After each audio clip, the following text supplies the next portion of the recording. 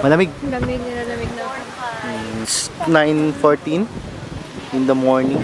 So kakatapos lang namin mag-orientation. So orientation kami dyan. At bumibili sila dito ng ube coffee taho. Yan, coffee ube taho. Maaga kami dumating dito sa DENR Tourism Office dahil dito kami nagpa-medical and hindi namin makasama sa batch 1 na mag-orientation dahil 50 lang yung allowed na mag-camp sa camp 2. Ayaw naman. Ano naman? Sarap, masarap. So, Dito lang kayo. hello vlog, welcome to my guys. Eder. Hello po. Siya ang pap-and-lock dyan. Bakit kung sumayaw yan? Nasa Punta tayo ngayon range. Right after orientation ay dumiretso na kami sa ranger station. Mga 20-minute drive away ito galing sa tourism office.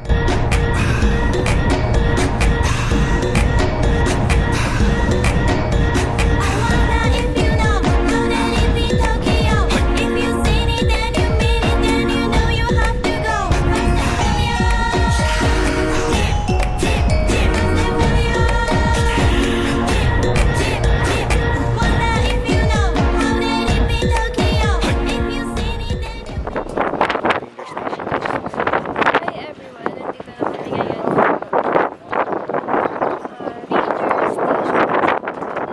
ngayon sa DNR. Andun yung mga orientation. Tapos,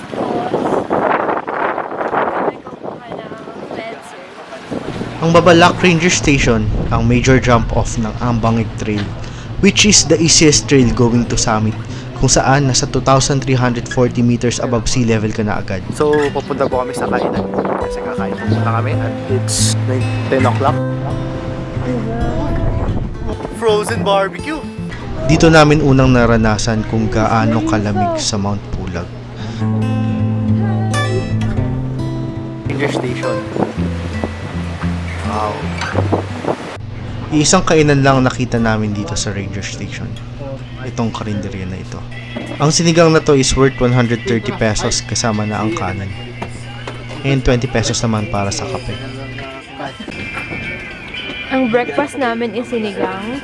Parang pang lunch na pero breakfast pa lang namin to. And coffee. Sa bawat 5 tao, kailangan nila ng isang tour guide. Dito ay naghihintay kami ng magiging available na tour guide dahil naubusan na kami ng mga nauna sa aming umakyat. Buti na lang at nakakuha pa kami. Hi! Salamat. Salamat.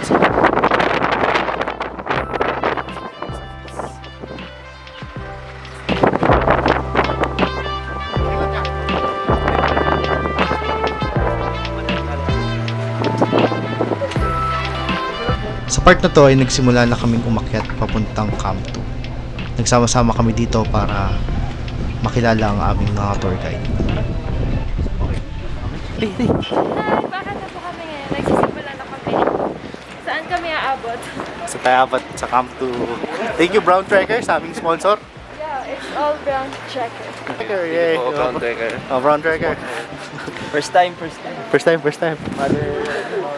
Pakita mo nga yung ano. Yes, Sprout. Sprout. TikTok, do your thing daw. Parang pagod na. Dito rin pala sa Ranger Station matatagpuan ang mga bahay kung saan pwede mag-homestay.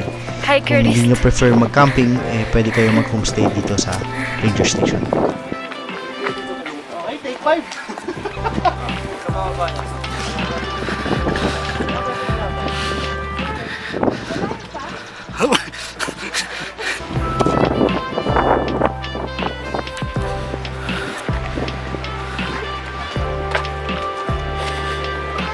Exciting.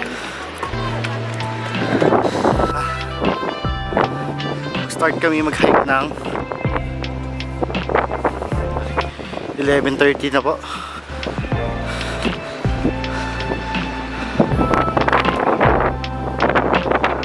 Napakalamig po dito. Napakalamig na hangin ang sumasalubong sa amin habang kami papalakad papuntang Camp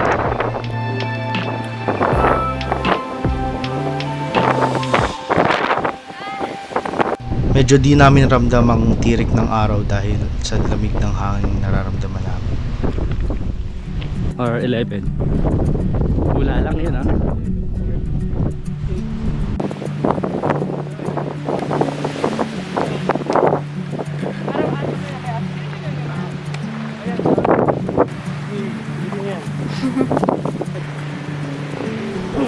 Say hi!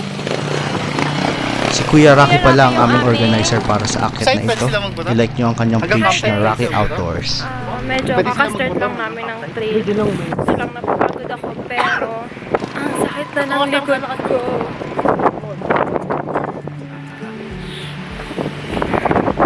Pero ayan, nawawala. Okay lang, di ba? Bagalan natin. Kasi hindi ako makarating na tuktok. Papunta kami ngayon sa campsite. And kami ang Bangig Trail. Yun yung easiest trail. At ang hirap is ano yan? Akiki. The Killer Trail. Kumusta ka dyan? Kaya pa? May trail foods tayo na kaya.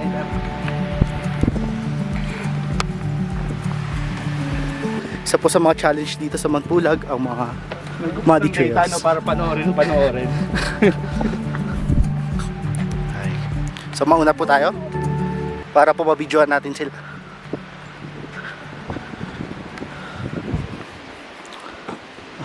Tugtog nito. Tan taranan tan tarananan.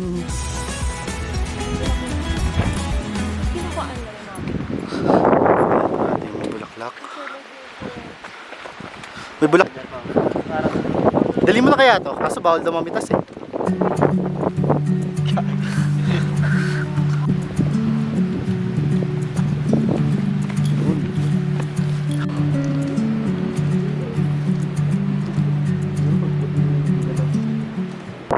Boss Patrick.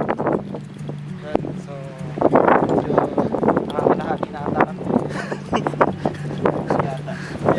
May sea of clouds po dito, grabe. Makikita niyo po yan.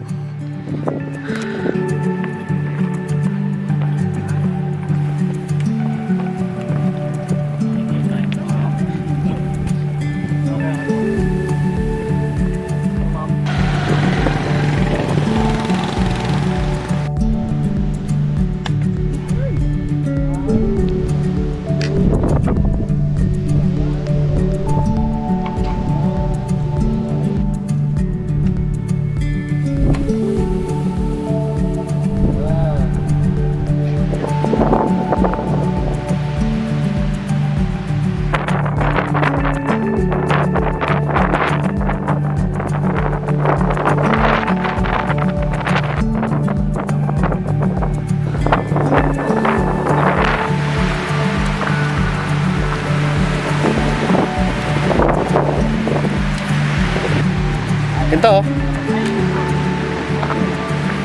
Ito ang official first take 5 namin. So yung mga stopover namin kanina ay para lang mag-picture. Ito talagang stop na to ay para mamahinga. hindi, ano,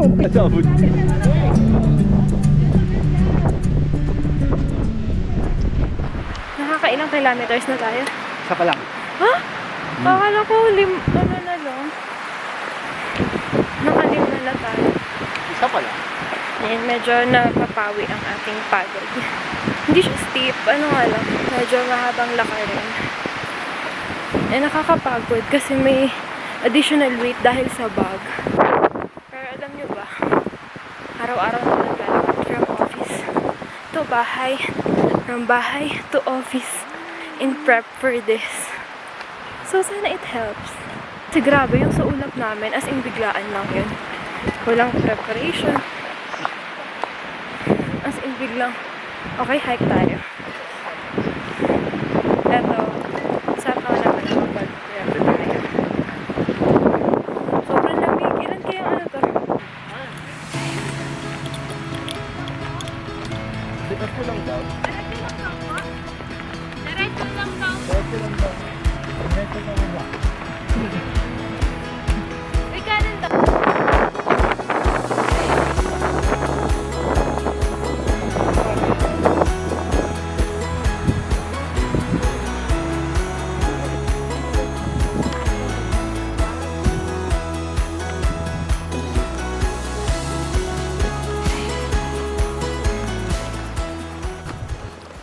Mula umpisa hanggang dulo. Mount Pulag walkthrough. Wala ka ng tour guide, no? So, kumaliwa po kami. Kumanan ba tayo kumaliwa? Guys, alam niyo pwede itong i-motor. Mag-motor na lang sa Dala mo dito scooter, no?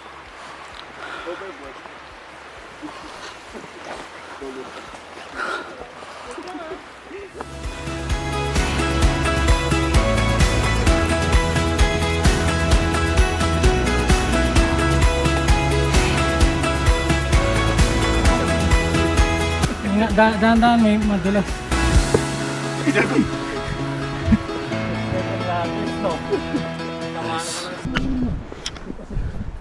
Pero mahirap, mahirap. Wait lang. Dito ka dumaan. Sira. Huwag niyong hintay mauhaw. Another take 5 po. Yung kaming tubig.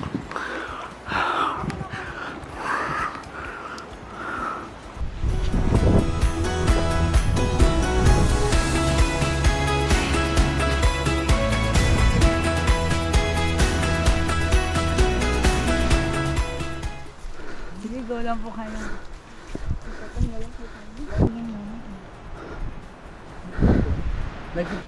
Nararamdaman ko na yung pagod at hingal sa part na to dahil puro paahon yung nilalakaran namin. Yung parang marami. Ito. Guys, happy. Happy. Matawid na ang pagod. Di ba mas nakakauhaw yan? Okay, may tubig naman. Kada paahon ay nagti-take 5 kami. Kung di ako nagkakamali, pangatlong take 5 na namin to. Dito naman ay ako na yung nagdala ng bag na puno ng jacket galing kay kuya. Buti na lang dinala namin tong bag na to dahil magagamit namin to mamaya pagdating sa campsite. Pagdating naman ng kanto, rolling yung trail. Paano rolling yun? Ayun na yung gumugulong. Sobrang inconvenient ng may bitbit. Kaya napagdesisyon na namin pagkasyahin na lang yung mga jacket sa mga bag namin. Sobrang helpful pag gumagamit kayo ng hiking bag during hiking. Syempre, dahil ang dami nitong features na magagamit mo. Ayan, porter natin. Akin. Wait, hindi. Saludo ko sa porter namin dahil parang wala lang sa kanya yung bitbit niya habang umakit siya ng bundok. Okay, ayos. Siya yung may bitbit ng mga tent na nirent namin.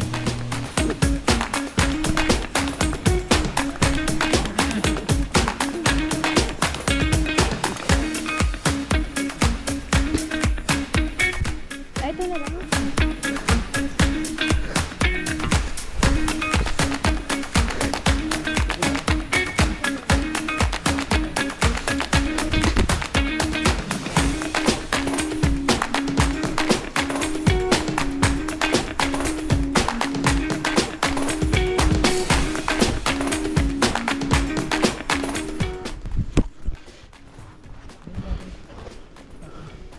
Camp 2?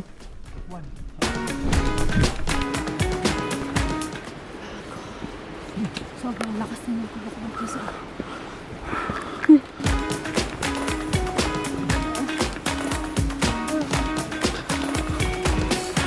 Yun na, lapit na tayo.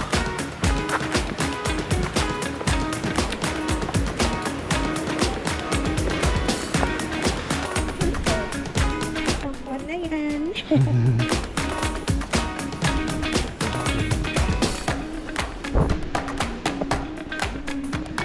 Hello, nandito na po tayo sa Camp 1. Itong Camp 1 ang unang campsite na madadaanan nyo papuntang summit. Dito ay pwede kayong mamahinga dahil meron ditong waiting shed na pwede nyo tambayan.